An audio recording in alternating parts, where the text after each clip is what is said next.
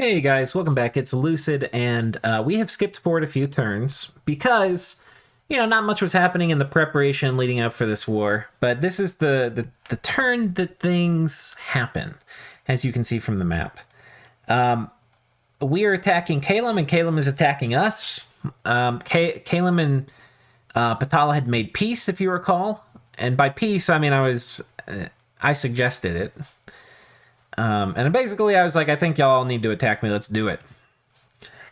Everybody worked together. We put down Veti. Sadly, Patala didn't get that much of the spoils. I would have lost, like, if Patala had maybe gone harder, like, this all could have been Patala stuff, like all of this. But they were a little slow in the fight against Vetiheim, and then on top of that, they got attacked by the birds at the end, which stopped them from taking a lot of this. Like, this whole row definitely would have been theirs. Anyway.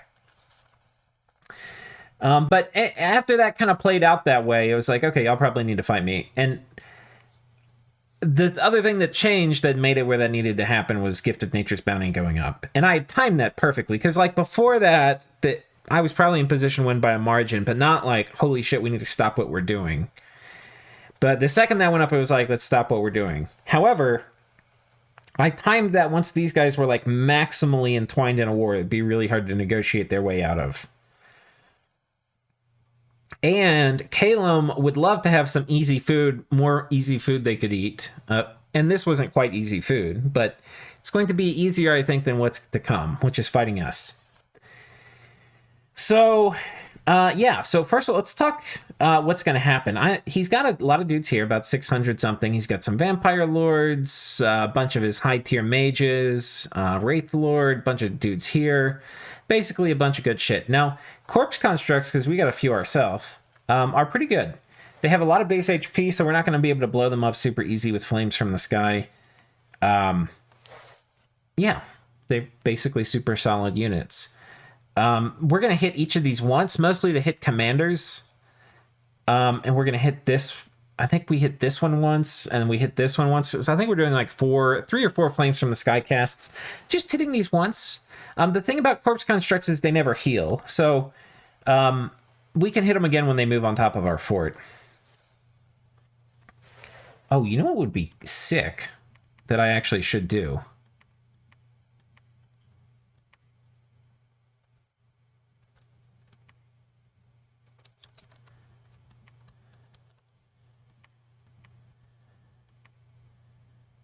Do I have any mirror armor or anything?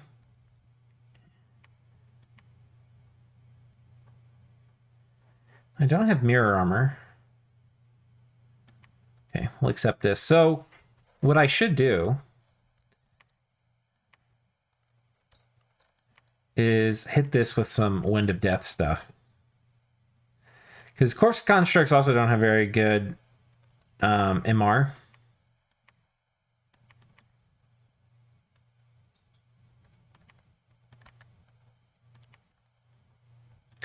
I think we'll do Wind of Death turn 1. That way, if he doesn't do turn 1 anti-magic, we can pop him with it. And then we'll do Mist Form, which will keep us from dying. And then we'll do Wind of Death again, if we can. I'll just put him right here in the middle. We have enough gems to do it again. 9 gems. He can do it 3 times, potentially.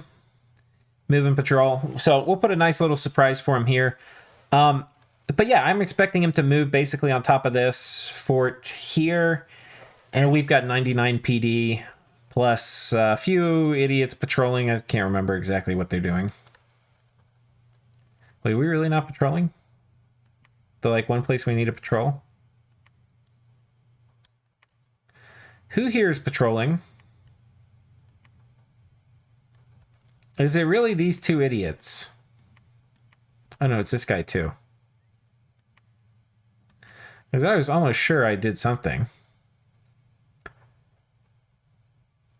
And this guy, okay. Here we go, it's coming together.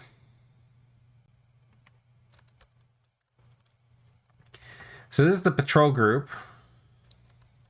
Control T to just see them. Communion Master, Soul Vortex, Army of Gold, Firestorm. 1, 2, 3, 4. It'd probably be good to have another guy patrol too.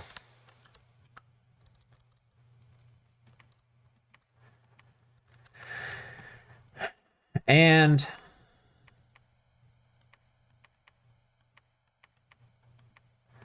have these guys all hanging out in here.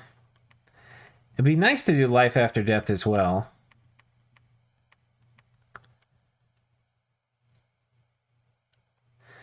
To do that, we're going to actually need to do Power of the Spheres, Life After Death, Reinvigoration,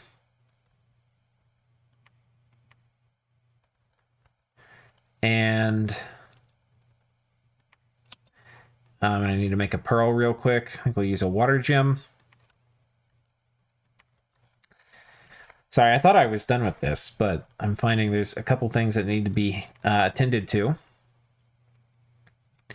He probably could use a slave. We don't have many left. We have spent a ton of slaves this turn, my friends. Army of Gold, perfect. Phoenix Power, Firestorm, okay, perfect. I don't actually think I think we can skip this. I think this will be enough. Those pearls are valuable. Yeah, Communion Master, Army of Gold. That should work. That seems fine. What's the time on Army of Gold? 200? So this will go off at right between these two. Okay, that'll be fine. So anyway, budget stuff, right? This is not, but I mean, this is pretty budget, right? This is like a medium commitment defense. It's going to basically put a tax on him. And then in addition, we're also, all these guys are going to die if he attacks. Not only will they die because they'll get killed by his army, but we're also, in addition to doing Firestorm and shit, we're doing Wind of Death here. But I've got a similar setup to this in all of these provinces. We've got, you know, like, I probably should have had Will of Fates going off here too. Yeah, we can do it.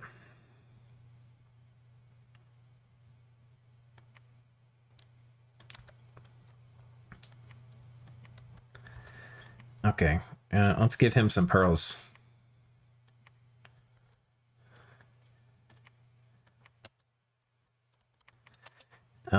Let's make... He's going to need 4 pearls.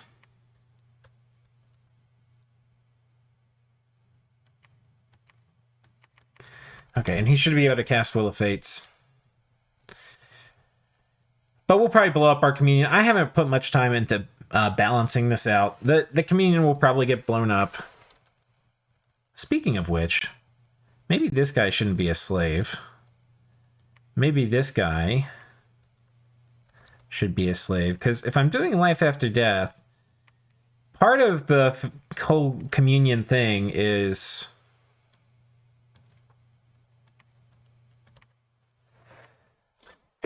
part of the whole Communion thing... You know what we might could do, too? Let's stick one flesh eater on one of these guys.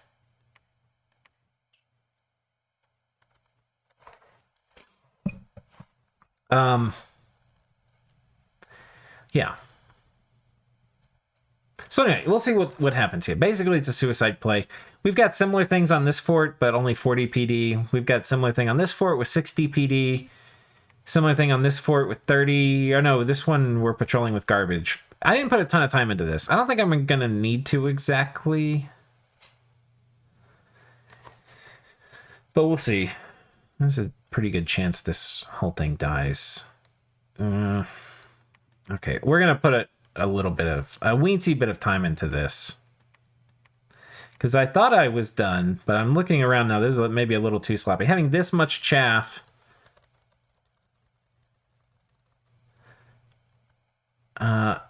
without any mage support is probably not a good idea. So this will be fine. We'll give 1 slave to this guy so he can clear fatigue here at the end. In case this is if a thug comes, we'll at least kill it. Okay. Let's have you blood hunt. So...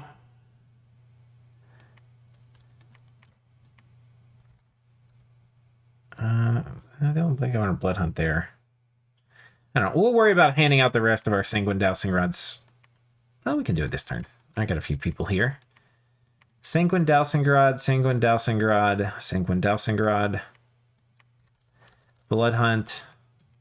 Okay. So, but that's basically the idea. We're defending a lot of these with budget things that are going to make him reveal his script, spend gems, and possibly cause attrition to the army, as well as to deal with light raiders, right? And that's going on most of our forts. Also, just, we have, at a minimum, 31 PD everywhere, right? So there's not going to be super light raiding. Like, a lot of things which will work against, like, 20 PD won't work against 30. But some things will, like, elf thugs or something would. So we'll see. Some of these things I probably still have legacy things patrolling. We're not... If I were expecting this war to be harder, I don't think it's going to be that hard because we have Gift of Nature's Bounty and we have a ton more mages than he does. If I thought it was going to be harder, I'd probably invest a bit more. I mean, I still put a fair amount of time into the turn, probably like 2 hours total at least. But that wasn't enough to like script every single fort for a defense. Like, is this scripted? See, this is complete. Okay, we can do better than this.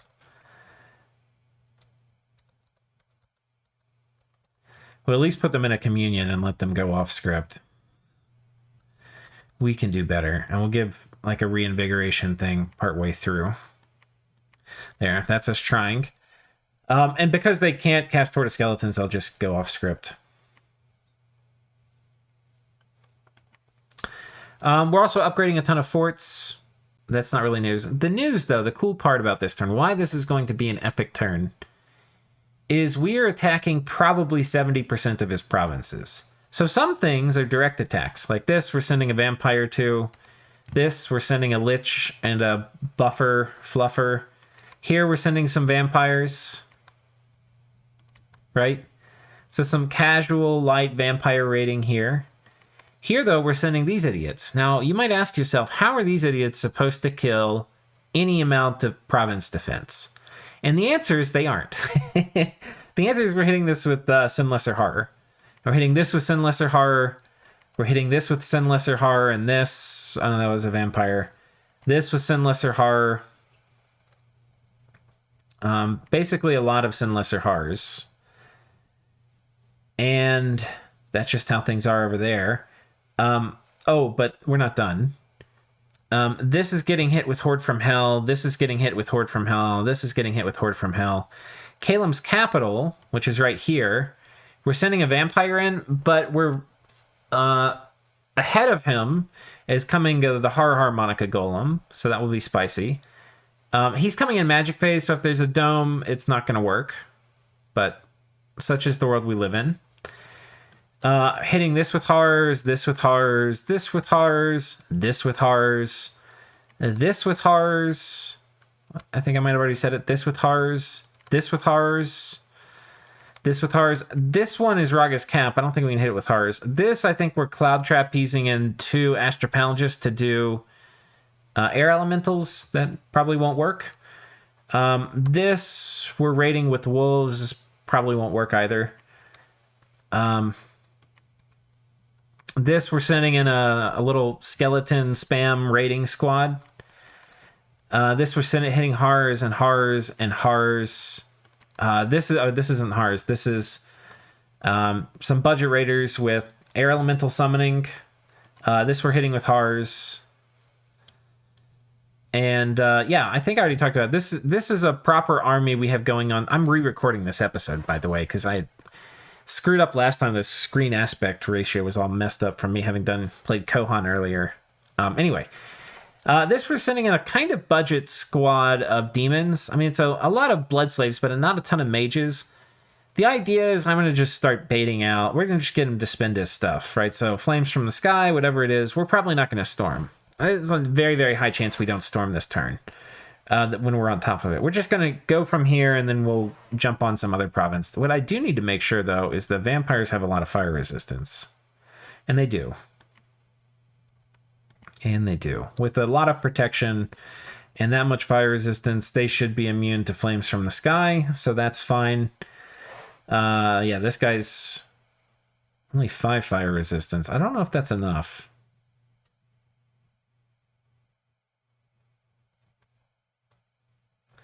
I don't know if that's enough. And I don't have a way to fix it. 17 will probably be fine. Anyway, if it doesn't work, whatever. We're just going to slam into so much of Caelum's stuff. And then it's all going to happen again next turn. The other thing... So, you know, in thinking about war... We've got, well, we're just going to do so many things to Caelum they can't do to us. We've got 700 blood economy, like 700 slaves a turn coming in. He can't match that. We've got like 8 times his income. So all these provinces we raid this turn, next turn, they're all going to have at a minimum of 20 PD in them. And then we're probably going to Cloud Trapeze and Astrapalagist behind, and they're going to summon air elementals to kill whatever he sends to try to take it back. So it's just going to be like, ba-boom, right? And he's going to be completely thrown off his thing. It's going to be just devastatingly hard for him to come back into this after this turn, I think. I think we're just going to wallop him super hard. Now, possible he has some really cool counter defense stuff, but it looks like his plan currently is to not have things out where I can hit them with various things in the magic phase. So right now he's trying, and I think this is reasonable, this isn't a bad thing, but he's trying to protect his armies with forts and maybe domes, right? So he's protecting his armies and his mages, right?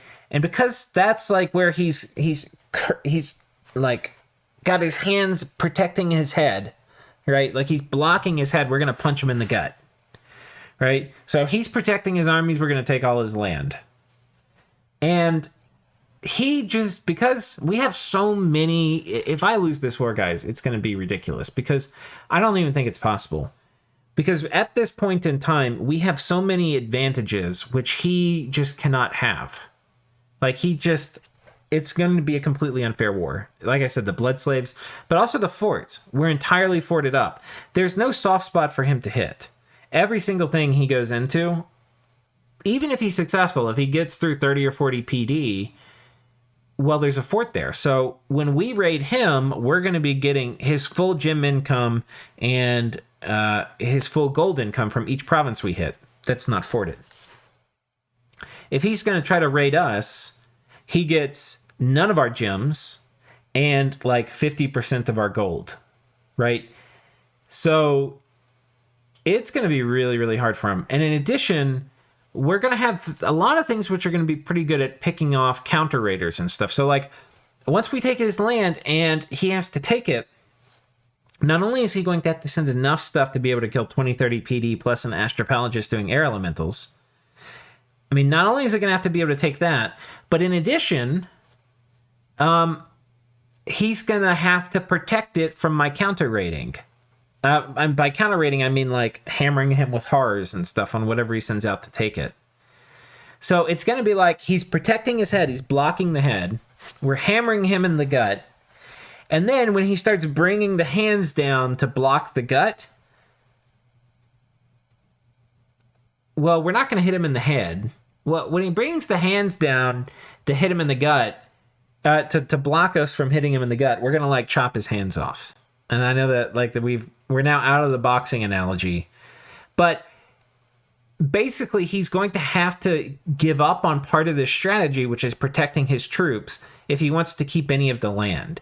And the second he does that, we're going to attack whatever he uses to send out to protect the land. So why is this war completely unfair? Well, because we're forted up, because we have a huge blood economy, because we have more mages, because we have better path diversity, because we have 8 times his income with Gift of Nature's Bounty. We probably had twice it without it. Because we have twice his gem income when you factor in the birds. Without the birds, it's probably more close. Without the birds, He's probably like right here. We're probably only like 20% behind, but I think we're probably like 80% above when you factor in, I don't know, another 70 something gems we're getting from birds. So yeah, it's gonna be real spicy, boys, real spicy. Tune back in next time. We'll see how this goes. Can Caelum accomplish a miracle? Which I think is what it's gonna take to defend against this. We'll find out. Tune back in next time. Till then, see y'all.